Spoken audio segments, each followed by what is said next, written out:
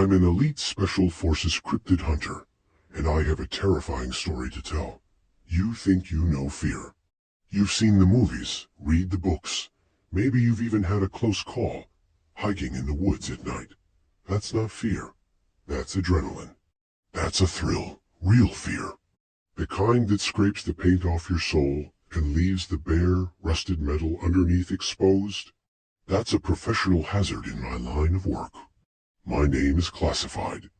My unit doesn't exist. On the rare, heavily redacted budget ports that might hint at our activities, we're listed as the Anomalous Biological Phenomena Containment Group. The Pentagon spooks call us Hound Squad.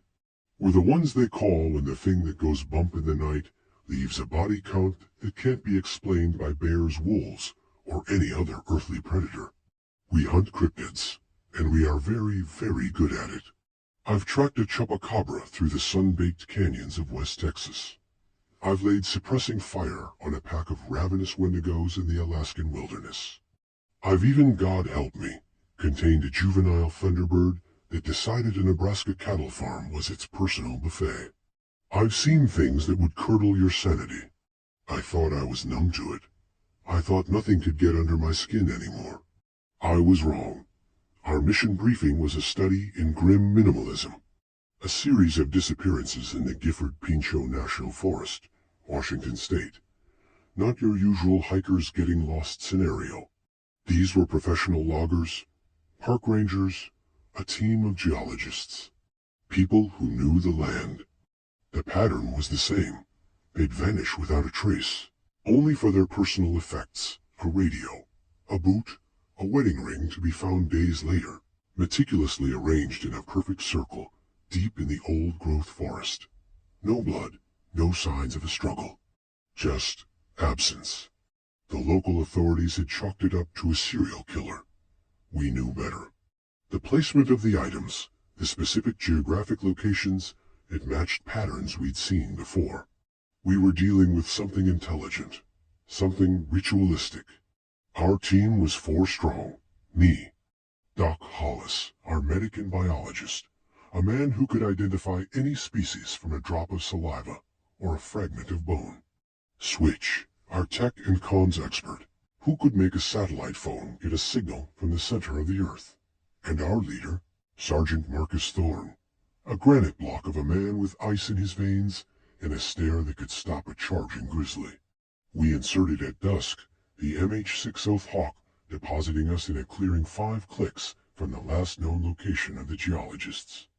The air in the Pacific Northwest has a weight to it, a damp, primordial chill that seeps into your bones. The trees here are ancient, a cathedral of Douglas fir and western red cedar that blocks out the sky. The silence is profound, broken only by the drip of condensation and the occasional scuttle of something in the undergrowth. We moved with practiced silence, night vision goggles casting the world in a ghostly green hue. Switch was monitoring a suite of sensors, EMF, infrared, subsonic audio. For hours nothing, just the oppressive weight of the forest. Then, Doc held up a closed fist. We froze. You smell that shit? He whispered, his voice a ghost in our comms. I inhaled deeply. Beneath the scent of damp earth and pine needles was something else. Sweet, like rotting honey, and coppery, like old blood. It was a smell I'd encountered before, but never this strong. Thorne gave the signal to advance. We followed the scent, our weapons up, sweeping the impenetrable wall of foliage.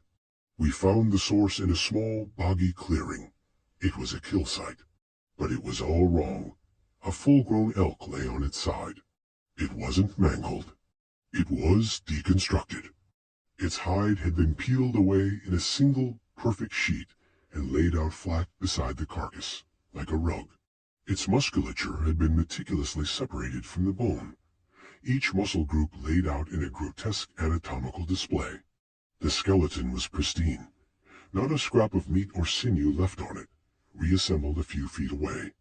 The organs were arranged in order of size on a broad, flat mushroom-covered log. The heart, still faintly steaming in the chill air, was placed in the center of it all. There were no bite marks, no claw marks. The dissection was cleaner than anything Doc could have done in a sterile lab.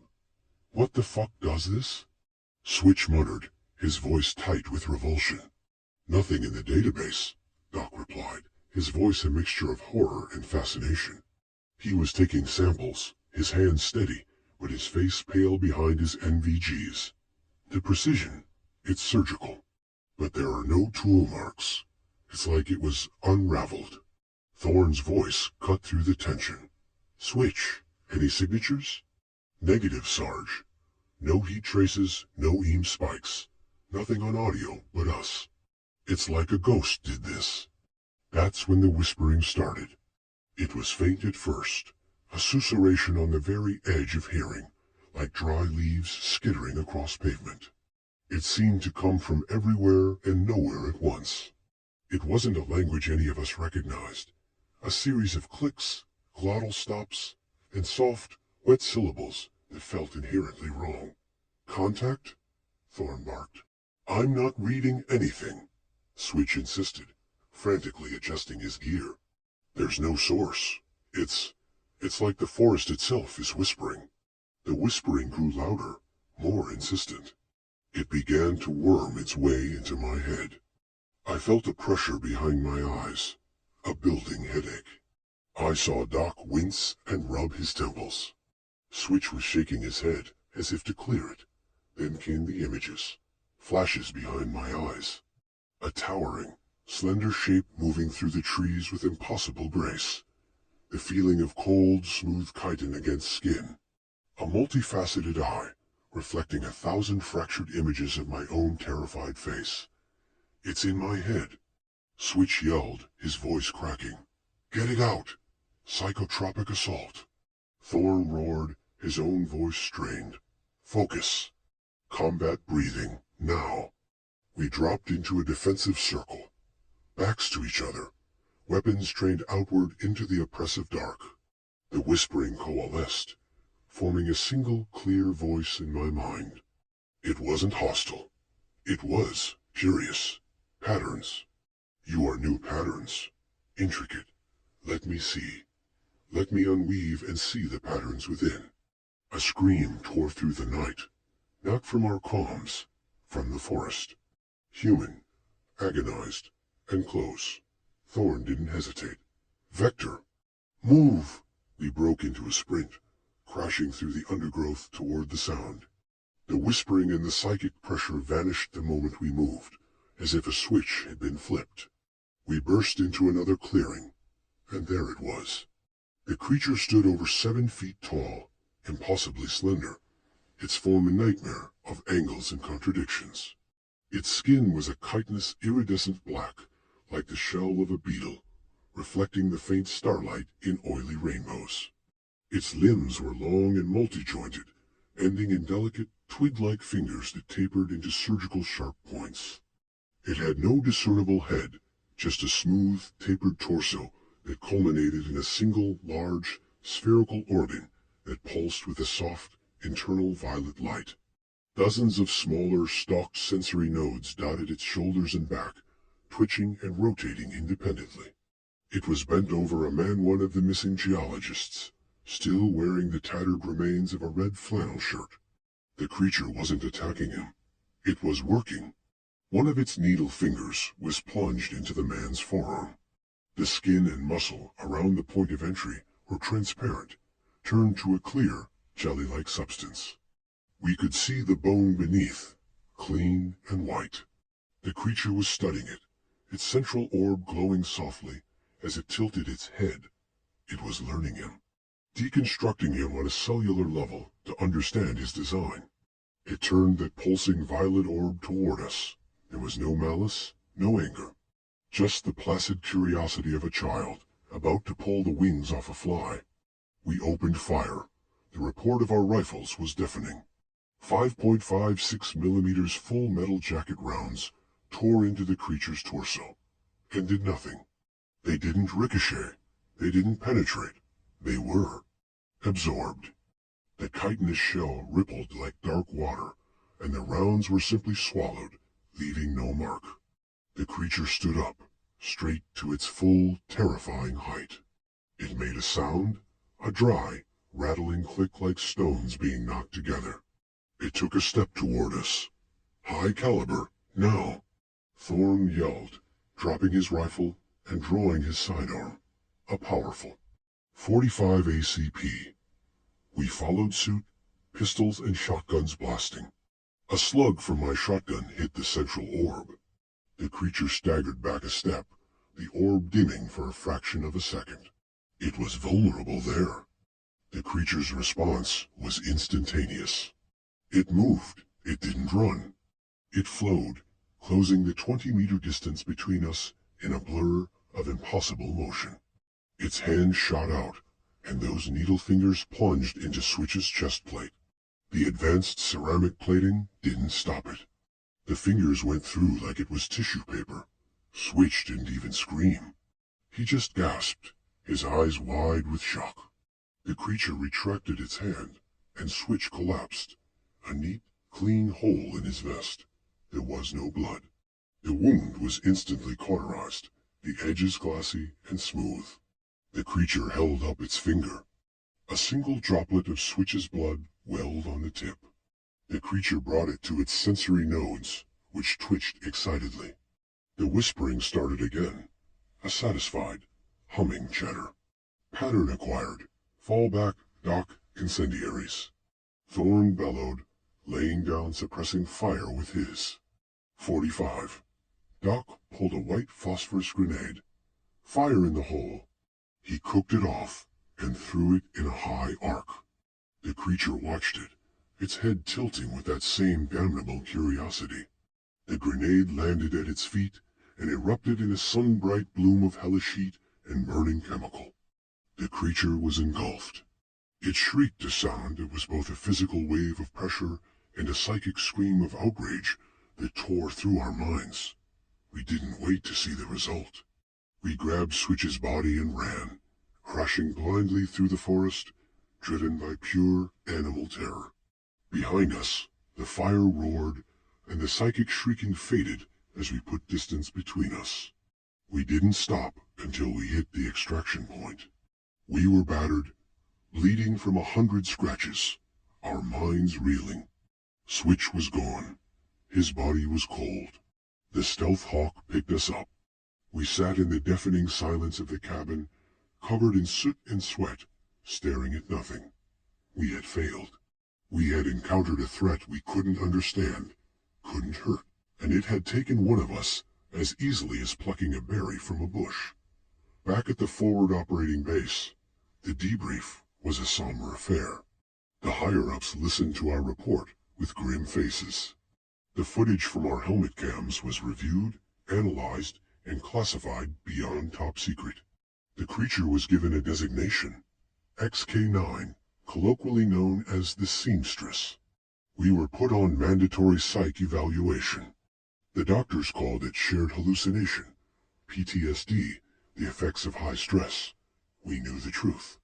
2 days later, I was in my quarters, trying and failing to sleep. The whispers were gone, but the memory of that psychic violation was etched into my neurons. My secure laptop chimed with an incoming encrypted message. It was from Doc. The subject line was, Switch's autopsy and the seamstress. I opened it. Doc had performed the autopsy himself. He'd found something. His message was frantic, filled with technical jargon that boiled down to one horrifying conclusion. The creature's needle finger didn't just take a blood sample. It injected something. A biological nanoprobe, a microscopic seed of the creature's own biology. It was a tracker, a homing beacon, and a catalyst. The message ended with, it's not just studying us, Eli. It's cataloging us. It's collecting genetic patterns. And it started replication. The sample it took from Switch. It's using it to grow a new one. I think it's here. I think it's in the lab. I can hear the message cut off.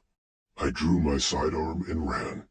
The base was on lockdown, but my credentials got me into the secure medical wing. The hallway leading to the autopsy room was dark, The light smashed. The air was cold and smelled of that same sweet, coppery rot. I pushed the door open. Doc was on the stainless steel table, but it wasn't Doc anymore. His body was suspended in a web of glistening, black, organic filaments that pulsed with a faint violet light. His skin was becoming transparent. His internal organs glowed with the same eerie light as the seamstress's orb. His eyes were open, but they were solid, glowing violet orbs. Standing over him was the seamstress.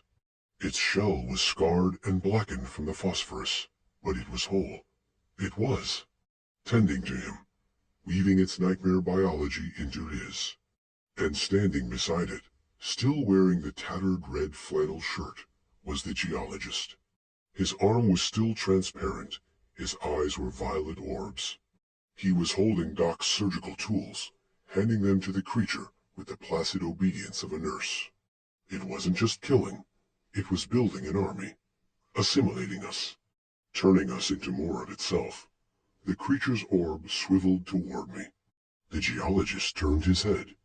Doc's head lolled on the table, and his glowing eyes fixed on me.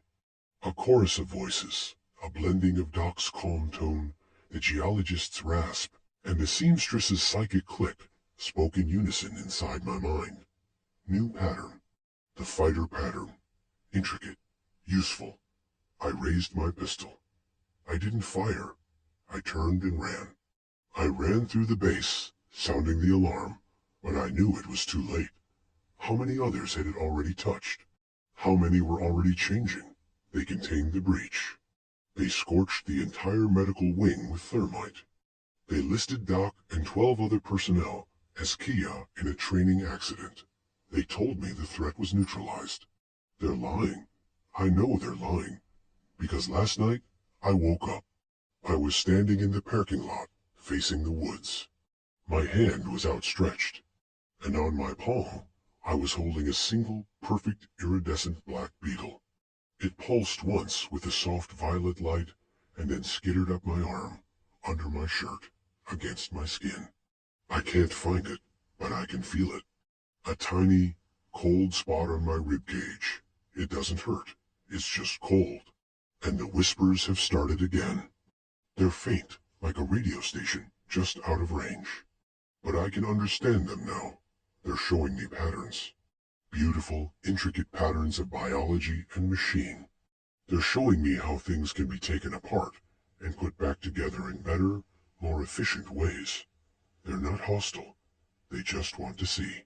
They want to learn all our patterns. And soon, very soon, they want me to help them unweave the world.